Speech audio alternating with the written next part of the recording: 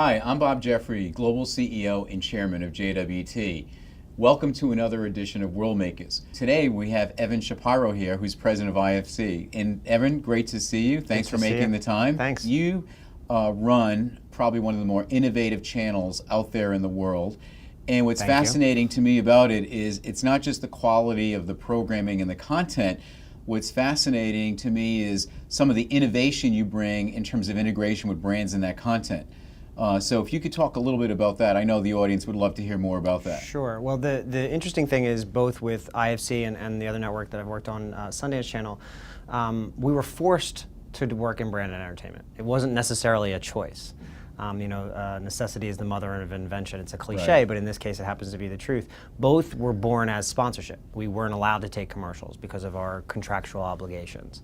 And so as both brands and both channels started to get into the second revenue stream of advertising, we had no choice but to do things creatively in order to get the brands on the air and get the revenue in the business. What's interesting is that there is branded content that we make inside the show that airs inside the breaks on the show, but there's no direct product integration. There are no interviews where someone's sipping a martini or anything like that, and yet the brand basks in the glow of the association. I think that's a really important point, because I think that sometimes when we talk to clients or even among ourselves about brand and entertainment and integration, a lot of people I think about it as product placement, which in my mind is 1.0, and I think it's really advanced since then. Yeah, absolutely. I mean, listen, I don't think that there's anything wrong with what Pepsi does on X Factor or what Coke does on American Idol. I think those things are great, but unless you're a brand of that type of girth, I think product placement doesn't necessarily always get you home, and you have to create associations. What are the 2 or 3 things you would say to the advertising community from a creative point of view,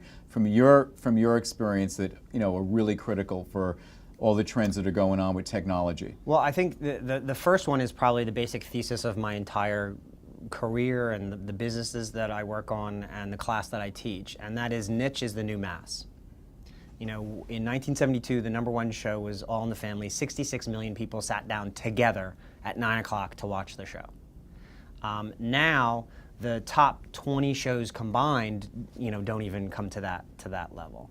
And so, other than the Super Bowl, other than things like Mega the events. Oscars, and even once in a while the American Idols, which is still a pretty big audience, the vast majority of television is experienced either by time shifting or by audience segmentation, fragmentation, by a niche. But that's not a bad thing. You can reach an audience with less waste, more efficiently, and more ergonomically, with less stress than you ever could before, and it's time to embrace that. I actually see that as liberating from a creative point of view, because the dilemma we had in times past was, creating advertising that in some ways, because of the mass part of it, played to the lowest common denominator. Exactly. And now when you say niche is the new mass, it's actually an opportunity for us to be more surgical, and we can have more creative license because it's more clear who the target is, which I assume you know who your target is because Absolutely. of the quality and type of programming that you're curating all the time. People love advertising. They love it. They just want it to be good, and they want it to be relevant, and frankly, they want it to tell a story. They want the same thing out of a television advertisement that they want out of a television show. They want to be transported for a couple seconds. They want it to be relevant to who they are, and they want to connect to it. And if your storytelling sucks, it will fail. If your storytelling is good, chances are you will succeed.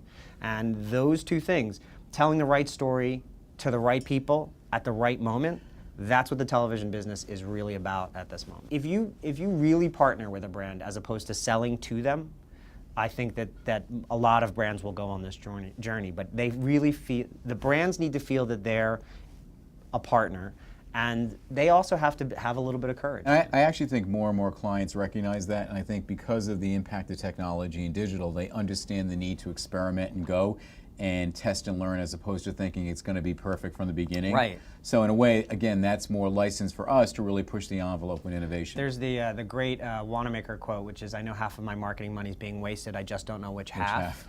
To me, the half that's being wasted now is the stuff that's not really trying new things. I mean, when the world changes as fast as it does, right? With Amazon just announcing a deal with Viacom and Comcast and Disney announcing their deal to take programming beyond the garbage pail, as they say, you can't sit on your hands. You will be left behind. And we don't want to be left behind. So Evan, this has been a great conversation. I think it's inspiring to everybody listening to this. And really, thanks for joining us on Worldmakers. And thank you for tuning in to the latest edition of Worldmakers.